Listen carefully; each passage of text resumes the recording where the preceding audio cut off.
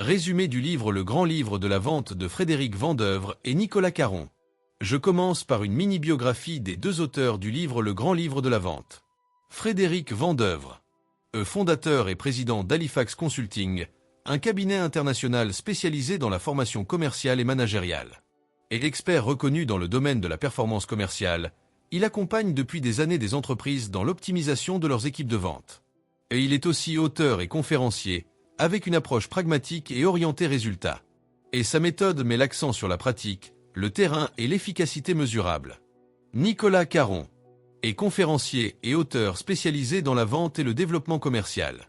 Il aide les professionnels à améliorer leur technique de vente en s'appuyant sur la psychologie du client et la communication persuasive. Il est connu pour ses interventions dynamiques et concrètes, qui rendent la vente accessible à tous. Ensemble, dans le Grand Livre de la Vente, il propose une synthèse complète et moderne des meilleures techniques de vente, applicables aussi bien par les commerciaux confirmés que par les entrepreneurs ou toute personne qui souhaite mieux convaincre. 1. L'importance de la vente.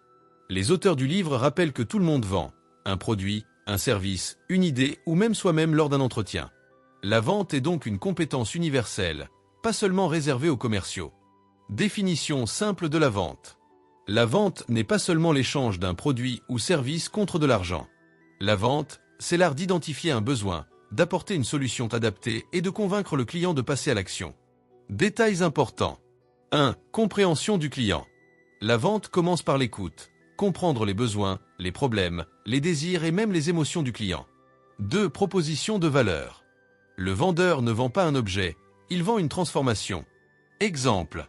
On ne vend pas une crème entraîne, on vend une peau éclatante. On ne vend pas un thé détox entraîne, on vend plus d'énergie et de santé. 3. Communication et persuasion. La vente repose sur la capacité à expliquer, rassurer, influencer positivement et donner confiance.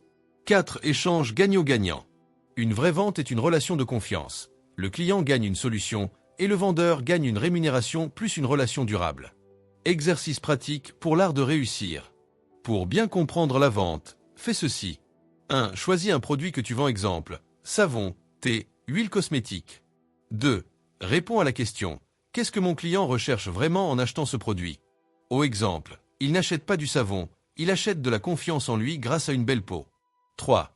Écris une phrase de vente basée sur ce bénéfice profond et entraîne-toi à la dire à voix haute. Retiens ceci. Vendre, ce n'est pas forcer. C'est aider ton client à obtenir ce qu'il désire profondément.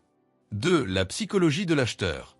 L'auteur insiste sur le fait que les clients n'achètent pas un produit, mais une solution à leurs problèmes. Comprendre leurs besoins profonds est plus puissant que de réciter des arguments. 3. La préparation. Une vente réussie commence avant le rendez-vous. Bien connaître son produit, son marché et surtout son prospect. La préparation réduit le stress et augmente la confiance. 4. L'art de poser des questions. Les auteurs mettent en avant le rôle central du questionnement. Ce sont les bonnes questions qui révèlent les vrais besoins et qui orientent la conversation vers une solution personnalisée. 5. La présentation et la démonstration. Présenter son produit, c'est raconter une histoire qui capte l'attention, mettre en avant les bénéfices concrets plutôt que les caractéristiques techniques. 6. Traiter les objections. Les objections ne sont pas un obstacle, mais une preuve d'intérêt. L'auteur conseille de les accueillir calmement, de reformuler et d'apporter une réponse adaptée. 7. La conclusion, closing. Beaucoup de vendeurs échouent parce qu'ils n'osent pas demander la vente. Les auteurs expliquent plusieurs techniques simples. La conclusion alternative. Vous préférez la version A ou B? Le résumé des avantages ou encore la création d'un sentiment d'urgence. La conclusion alternative, aussi appelée alternative close, est une technique de closing en vente. Elle consiste à ne pas demander au client s'il veut acheter ou non, mais à lui proposer deux choix positifs, tous deux menant à l'achat.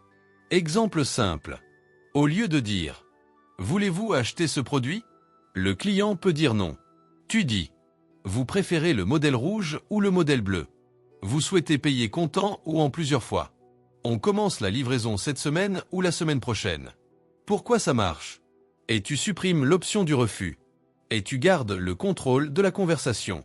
Et le client se projette déjà comme acheteur, il choisit entre deux options qui lui conviennent. Exercice pratique pour l'art de réussir. 1. Prends ton produit ou service.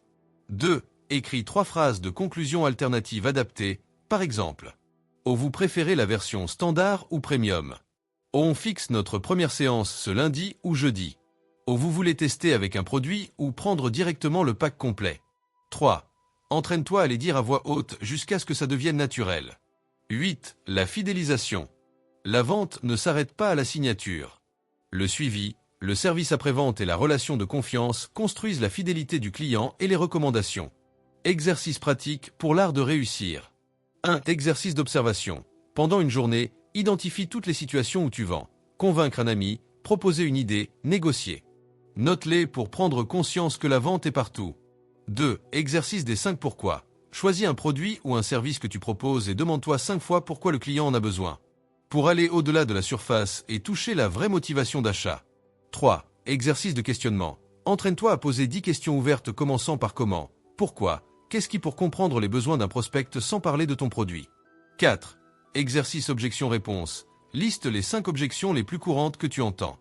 Pour chacune, rédige une réponse positive et rassurante, puis entraîne-toi à la dire à voix haute. 5. Exercice de closing.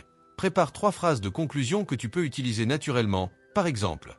Ou alors, on commence quand? Ou vous préférez la formule A ou B? Au prêt à passer à l'action aujourd'hui? 6. Exercice fidélisation. Après chaque vente ou chaque promesse tenue, contacte ton client pour savoir comment il se sent et ce qu'il pense. Note ses réponses pour améliorer ton service. Alors, retiens bien ceci. Vendre, ce n'est pas manipuler, c'est aider ton client à trouver la solution qu'il cherche. Si tu veux réussir, pratique ces exercices dès maintenant. Partage tes résultats en commentaire. Abonne-toi à l'art de réussir pour d'autres résumés puissants et clique sur la cloche pour ne rien manquer. À toi de jouer, et surtout, n'oublie pas, ta réussite commence par une vente réussie.